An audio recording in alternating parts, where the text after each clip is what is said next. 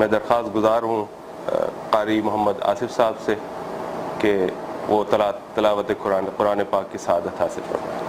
أعوذ بالله من الشيطان الرجيم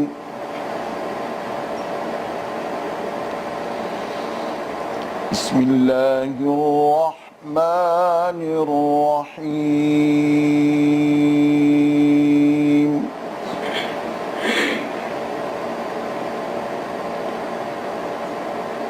تبارك الذي بيده الملك وهو على كل شيء قدير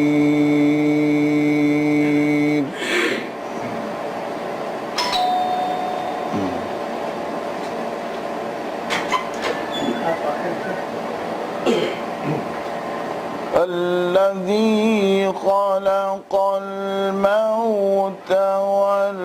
والحياة ليبلوكم أيكم أحسن عملا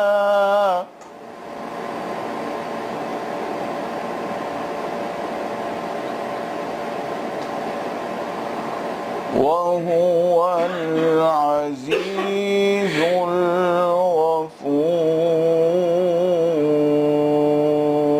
الغفور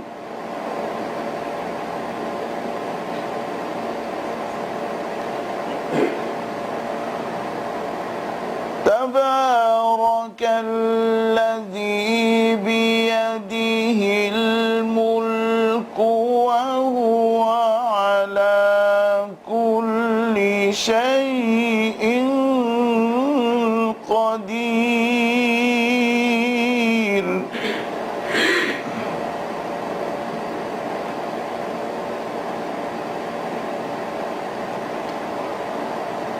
الذي خلق الموت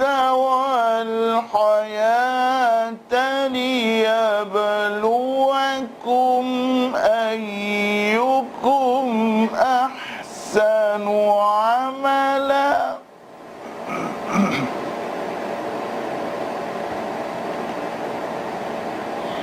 وهو العزيز الغفور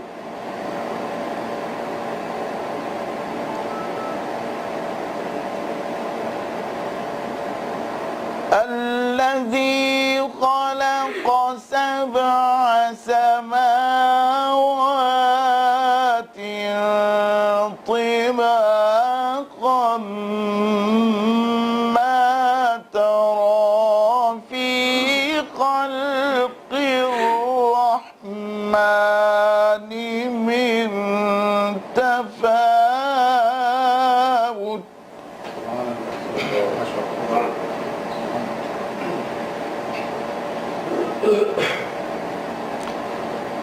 فارجع البصر هل ترى من فطور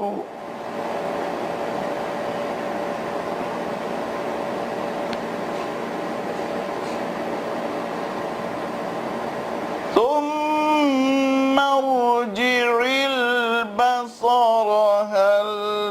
ثم ارجع البصر كرتين ينقلب إليك البصر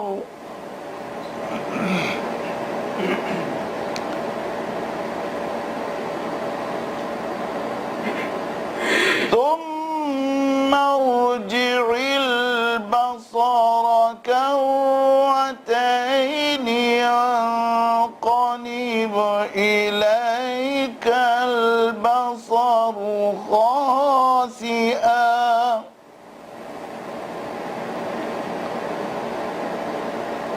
إليك البصر خاسئا وهو حسير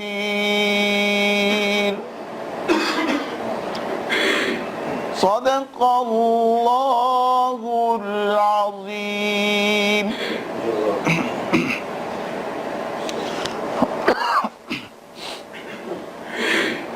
معزز حاضرین، سورہ ملک کی میں نے ابتدائی چند آیات کی تلاوت کی ہے، ترجمہ پیش خدمت ہے۔ شروع اللہ کے نام سے جو بڑا مہربان نہایت رحم کرنے والا ہے۔ بڑی شان ہے اس ذات کی جس کے ہاتھ میں ساری بادشاہی ہے، اور وہ ہر چیز پر پوری طرح قادر ہے، جس نے موت اور زندگی اس لیے پیدا کی تاکہ وہ تمہیں آزمائے کہ تم میں سے کون عمل میں زیادہ بہتر ہے، اور وہی ہے جو مکمل اقتدار کا مالک، بہت بخشنے والا ہے، جس نے 7 آسمان اوپر تلے پیدا کیے۔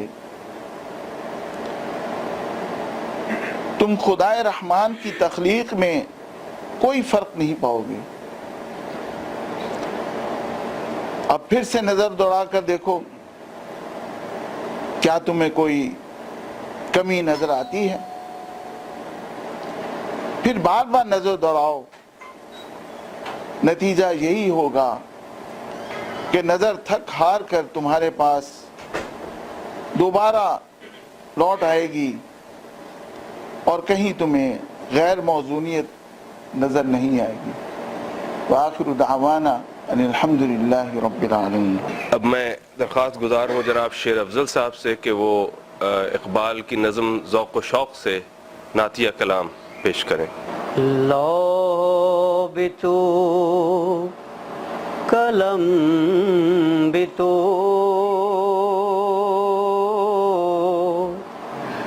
لو بھی تو قلم بھی تو تیرا وجود الکتاب، لوح بھی تو قلم بھی تو تیرا وجود الکتاب، گنبد آبگین رنگ تیرے محیط میں حباب، لو بھی تو قلم بھی تو تیرا وجود الکتاب، عالم آب و خاک میں تیرے ظہور سے فروغ، عالم آب و خاک میں تیرے ظہور سے فروغ، ذرہ ریگ کو دیا تو نے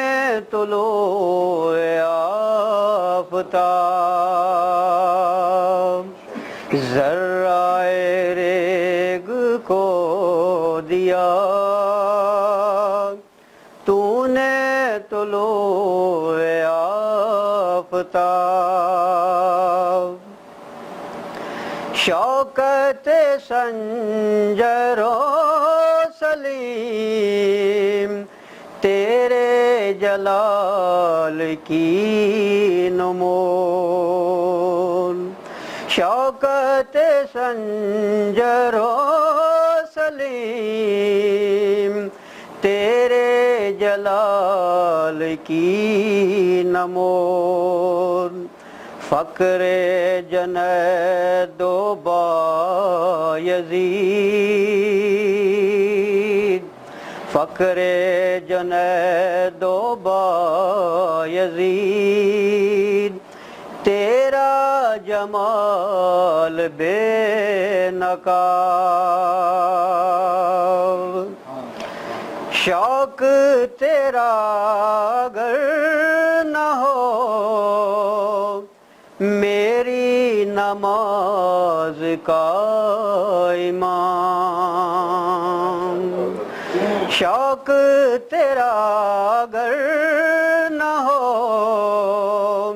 میری نماز کا امام میرا قیام بھی حجاب میرا سجود بھی حجاب میرا قیام بھی حجاب میرا سجود بھی حجاب تیری نگاہ ناز سے دونوں مراد پا گئے تیری نگاہ ناز سے دونوں مراد پا گئے عقل غیاب و جستجو عقل غیاب و جستجو عشق حضور و اضطراب عقل غیاب و جستجو عشق حضور و اضطراب لوح بھی تو قلم بھی تو تیرا وجود الکتاب گنبد آبگین رنگ تیرے محیط میں حجاب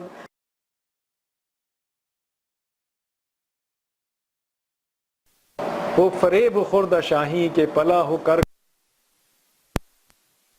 ہے رہو رسم شاہ بازی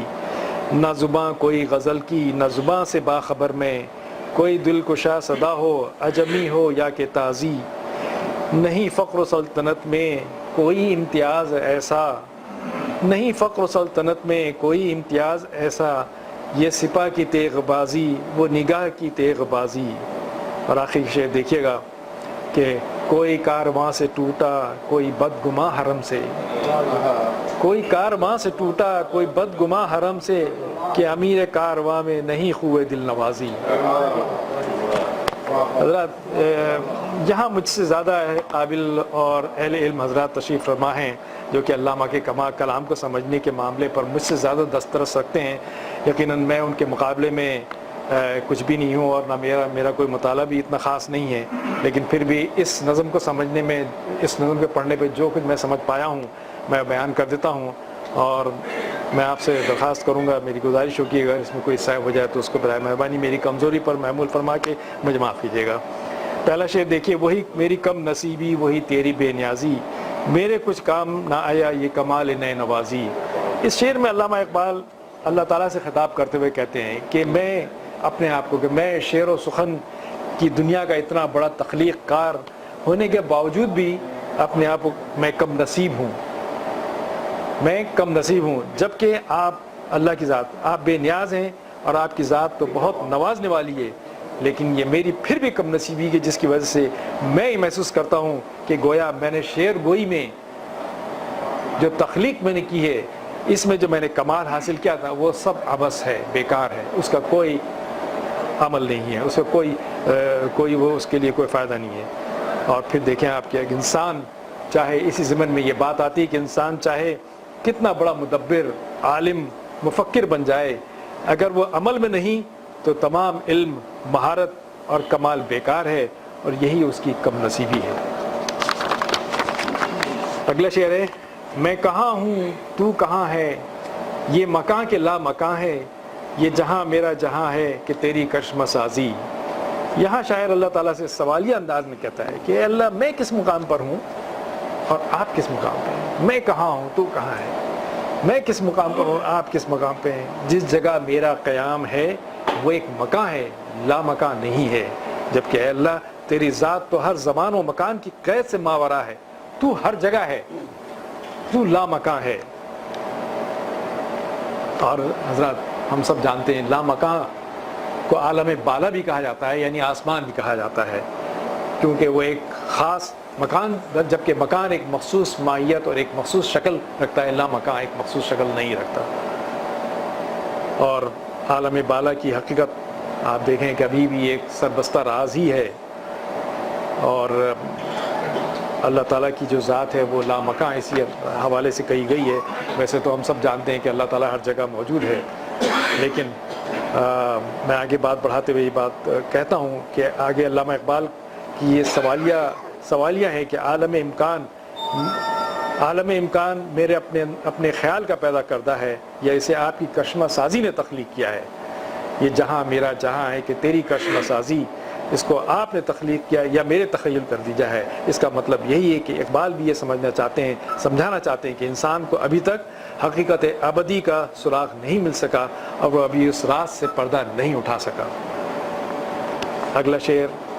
آپ کے سامنے میں پیش کرتا ہوں اقبال کا کہ اسی کشمکش میں گزری میری زندگی کی راتیں، اسی کشمکش میں گزری میری زندگی کی راتیں، کبھی سوز و ساز رومی کبھی پیچ و تاب راضی. یعنی میری زندگی کی بیشتر راتیں اسی تذبذب اور ذہنی کشمکش کا شکار رہی ہے.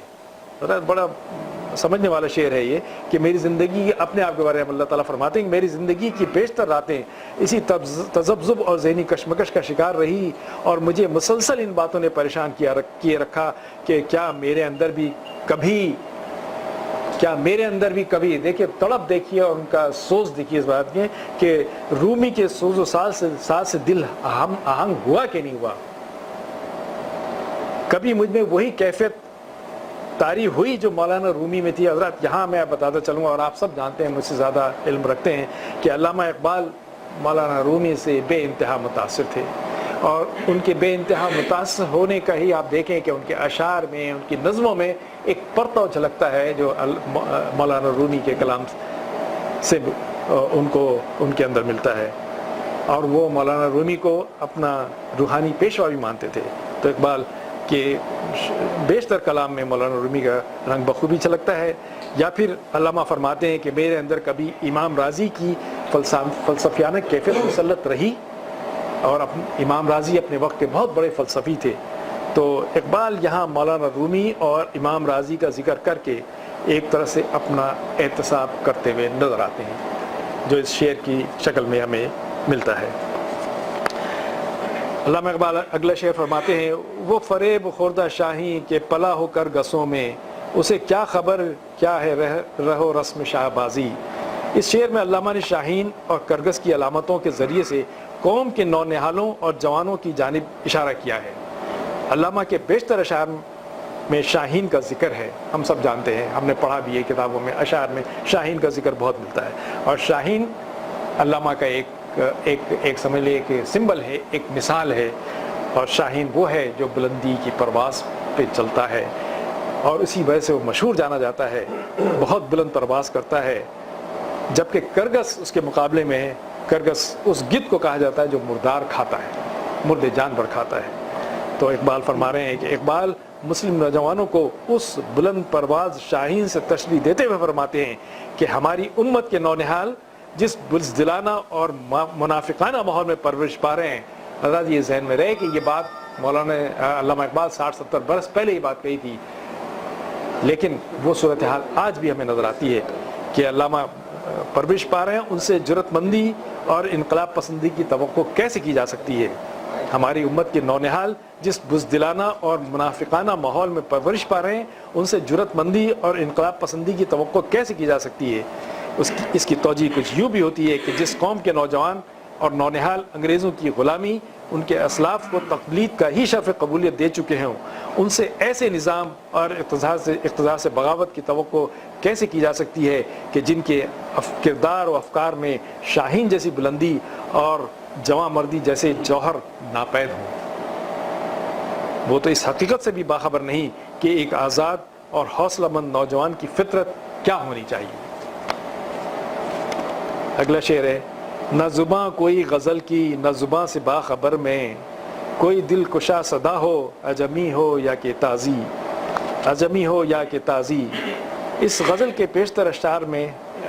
اس نظم کے بیشتر اشعار میں اقبال اپنے عہد کے مسلمانوں کے انتشار کی ترجمانی سے دو چار نظر آتے ہیں، کرتے ہوئے نظر آتے ہیں، تاہم کہیں کہیں ایسی توقعات کی جانب اشارہ بھی کر جاتے ہیں جو رجائیت کی آئینہ دار ہیں۔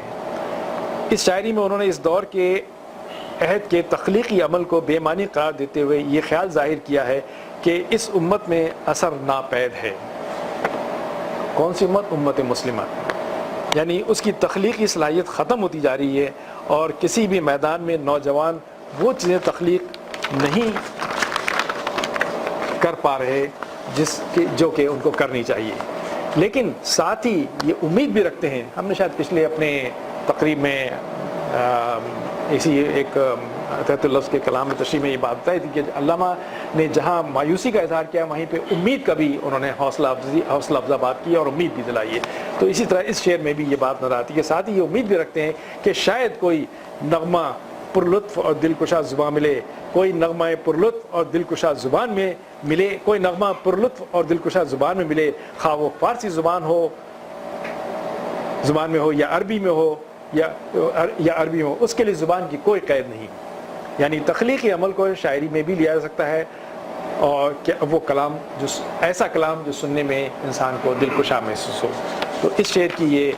تشریح تھی جو کہ میں نے آپ کے سامنے بیان کی۔ اگلا شعر ہے، نہیں فخر و سلطنت میں کوئی امتیاز ایسا، نہیں فخر و سلطنت میں کوئی امتیاز ایسا، یہ سپاہ کی تیغ بازی وہ نگاہ کی تیغ بازی۔ حضرات یہ مصرع پورے کلام کا حاصل ہے۔ در حقیقت فقر در حقیقت درویشی کا خاصہ ہے اور سپہ سالاری بادشاہی کا خاصہ۔ نہیں فقر و سلطنت میں کوئی امتیاز ایسا، تو فقر در حقیقت درویشی کا خاصہ ہے اور سپہ سالاری بادشاہت کا خاصہ ہے۔ درویش اپنے افکار و خیال اور نگاہ سے جو کام کرتا ہے، بادشاہ تلوار کے ذریعے سے لوگوں پر حکومت کرتا ہے۔ یہ فرق ہے۔ ایک جو درویش صفت آدمی ہے وہ اپنے افکار اور خیال اور نگاہ سے وہی کام لیتا ہے، جبکہ ایک بادشاہ حکومت وقت تلوار کے ذریعے سے اپنے زور بازو پہ اور اپنی طاقت پہ لوگوں پر حکومت کرتا ہے۔ عمل میں دونوں ایک ہی ہیں اور دونوں کا کردار یکساں ہے۔ اقبال اپنی شاعری میں جہاں ایک جگہ فرماتے ہیں کہ نگاہیں مرد مومن سے بدل جاتی ہیں تقدیریں، وہاں فرمایا صوفیہ اور درویش کی صحبت انسان کے اندر ایک نئی دنیا اور معرفت الہی پیدا کرتی ہے، اور یہ حقیقت بھی ہے۔ بالکل وہی مثال ہے کہ ہم اگر عطر فروش کے پاس بیٹھیں گے، نہ بھی عطر خریدیں تو ہمیں اس کی جو معطر خوشبو آئیں گے تو ہمارے دماغ کو تر و تازہ کریں گے۔ بالکل وہی بات یہاں پہ فرمائیں گے کہ نگاہیں مرد مومن سے بدل جاتی ہیں تقدیریں، صوفیہ اور درویش کی صحبت انسان کے اندر ایک نئی دنیا اور معرفت الہی پیدا کرتی ہے۔ محمود غزنوی نے جب سومناتھ کے مندر پر حملہ کیا تو وہاں کے پجاریوں نے اس کو مال و زر کا لالچ دیا کہ ان کے بتوں کو کچھ نہ کہو، لیکن محمود غزنوی نے یہی کہا کہ میں بت فروش ہونے سے بت شکن ہونا بہتر سمجھتا ہوں، اور انہوں نے تلوار کی ایک ہی وار سے تمام بتوں کو پاش کر کے شرک کا خاتمہ کر دیا۔ کچھ ایسی ہی کیفیات ان لوگوں کو نصیب ہوتی ہیں جو درویش صفت اور درویش اور صوفیہ کی صحبت اختیار کرتے ہیں۔ ان کے اندر سے دنیاوی کثافتوں، لالچ، خود نمائی، کینہ، خود غرضی کے جیسے جھوٹے بت کو پاش کر دیتے ہیں، اور ان کا سینہ معرفت الہی سے منور ہو جاتا ہے، جہاں شرک کا دور دور تک شائبہ بھی نہیں ہوتا۔ اور اب اس نظم کا آخری شعر دیکھیے جو معنوی اور عملی اعتبار سے ہماری زندگی میں بڑی اہمیت رکھتا ہے، اور جسے اقبال نے بڑی دل گرفتگی کے انداز میں یہاں بیان کیا ہے کہ کوئی کارواں سے ٹوٹا کوئی بدگماں حرم سے، امیر کارواں میں نہیں ہوئے دل نوازی۔ یہ مصرع ہر چند کی 6 یا 7 دہائی قبل کہا گیا، لیکن آج بھی مسلمانوں نے عالم میں کم و بیش جو صورتحال ہے، یہ شعر اس حالت کی پوری غمازی کرتا نظر آتا ہے۔ اقبال کہتے ہیں کہ یہ کیفیت یہ ہے کہ ہر شخص بے یقینی اور انتشار کا شکار ہو کر اپنا راگ الاپ رہا ہے۔ فرقہ واریت اور علاقائیت جیسے ناسور قوم کا خاصہ بن گئے ہیں۔ ہر کوئی خود کو حق پرست مان کر اپنی یونٹ کی مسجد الگ بنا کر بیٹھا ہے۔ کسی کو اجتماعی اور ملت کے مفاد سے کوئی واسطہ ہی نہیں رہ گیا۔ چنانچہ جب لوگ دیکھتے ہیں کہ جن لوگوں کو قافلے کی سپہ سالاری کے فرائض انجام دینا چاہیے، وہی اپنی بے عملی، ذاتی مفاد اور سخت مزاجی کے سبب قوم کی رہنمائی کا حامل نہیں رہتے ہیں اور ان میں وہ صلاحیت ہی نہیں رہتی کہ وہ سب کو ساتھ لے کر چلیں، تو پھر وہ بدگماں ہو جاتے ہیں اور بالآخر قافلے سے الگ ہو جاتے ہیں۔ ایسے شخص کا قول و فعل اور کردار دوسروں کو کیسے متاثر کر سکتا ہے جو ذاتی مفادات سے بالا تر ہو کر نہیں سوچتا، اور ہماری قوم میں اقتدار والوں میں وہ اخوت نہیں اور یہ مصرع کہ امیر کارواں میں نہیں خوئے دل نوازی آج کی صورتحال کی پوری تصویر کشی کرتا ہے۔ حضرات، آخر میں علامہ کے اس شعر کے تناظر میں دعا گو ہوں کہ اللہ پاک امت مسلمہ کو ایسا رہنما عطا کر دے جو اس منتشر قوم کی دیا کو جو کہ منجھار میں پھنسی ہے پار لگا دے۔ ایسا کوئی کھیون ہار ملے جو اس بفرے ہوئے طوفان کی موجوں سے لڑ کر قوم کی کشتی کو کنارے پر لے آئے، تاکہ اس کی بگڑی ہوئی قیمت سنور جائے، اس کی نشائے ثانیہ واپس مل جائے، دنیا میں بھی عزت و سرفرازی عطا ہو اور آخرت میں بھی سرخی حاصل ہو۔ وما علینا الا البلاغ۔ اس سے پہلے کہ ہم اس بنیادی اپنا جو کلیدی خطبہ ہے اس کی طرف جائیں، محسن علوی صاحب تشریف رکھتے ہیں، تو ان سے درخواست ہے کہ وہ اقبال پر اپنا کلام پیش کریں۔ اقبال کی بہت سی نظمیں آپ نے سنی، ایک نظم کی زمین میں میں بڑی معروف نظم ہے، قہاری، غفاری، قدوسی، جبروت، یہ 4 عناصر ہو تو بنتا ہے مسلمان۔ اسی زمین میں اپنے چند اشعار کہ میں کیسے بتاؤں تمہیں ایمان کی پہچان، میں کیسے بتاؤں تمہیں ایمان کی پہچان، ایک رب پہ ہو ایمان تو ایمان ہے ایمان، اور جو اپنے نبی پاک کی سیرت سے ہو انجان، جو اپنے نبی پاک کی سیرت سے ہو انجان، پھر ایسے مسلمان کو کہیں کیسے مسلمان، جو اپنے نبی پاک کی سیرت سے ہو انجان، پھر ایسے مسلمان کو کہیں کیسے مسلمان۔ معیوب ہے یہ بات عمل کرتے ہیں ایسے، معیوب ہے یہ بات عمل کرتے ہیں ایسے، جو بات مسلمان کے ہوتی نہ ہو شایان، جو بات مسلمان کے ہوتی نہ ہو شایان، اور سیرت سے نبی کی یہی پیغام ملا ہے، سیرت سے نبی کی یہی پیغام ملا ہے، چھوٹوں پہ ہو شفقت تو بڑوں کو تو بڑا بان، چھوٹوں پہ ہو شفقت تو بڑوں کو تو بڑا مان، اور ڈھونڈو تو نہ مل پائے مکمل کوئی انسان، ڈھونڈو تو نہ مل پائے مکمل کوئی انسان، کہنے کو نظر آتے ہیں انسان ہی انسان، ڈھونڈو تو نہ مل پائے مکمل کوئی انسان، کہنے کو نظر آتے ہیں انسان ہی انسان، اور پیغام ہے کیا یہ تو سمجھتے ہی نہیں ہیں، پیغام ہے کیا یہ تو سمجھتے ہی نہیں ہیں، آنکھوں سے لگا لیتے ہیں ہم چوم کے قرآن، پیغام ہے کیا یہ تو سمجھتے ہی نہیں ہیں، آنکھوں سے لگا لیتے ہیں ہم چوم کے قرآن، اور ہر لفظ میں تاثیر ہے سمجھو تو اگر تم، پڑھ لو کوئی سورت وہ یاسین کے فرقان، ہر لفظ میں تاثیر ہے سمجھو جو اگر تم، پڑھ لو کوئی سورت وہ یاسین کے فرقان، اور یا رب تجھے بھولے ہوئے پھر دل میں بسائیں، ہر قلب میں اٹھے میرے اشعار سے طوفان، یا رب تجھے بھولے ہوئے پھر دل میں بسائیں، ہر قلب میں اٹھے میرے اشعار سے طوفان، اور سمجھوں کہ یہ جان کسی کام تو آئی، سمجھوں گا کہ یہ جان کسی کام تو آئی، ہو جائے اگر راہ میں یا رب تیرے قربان، سمجھوں گا کہ یہ جان کسی کام تو آئی، ہو جائے اگر راہ میں یا رب تیرے قربان، اور جب موت کی دہلیز پہ پہنچوں تو دعا ہے، جب موت کی دہلیز پہ پہنچوں تو دعا ہے، راضی ہو خدا میرا سلامت رہے ایمان،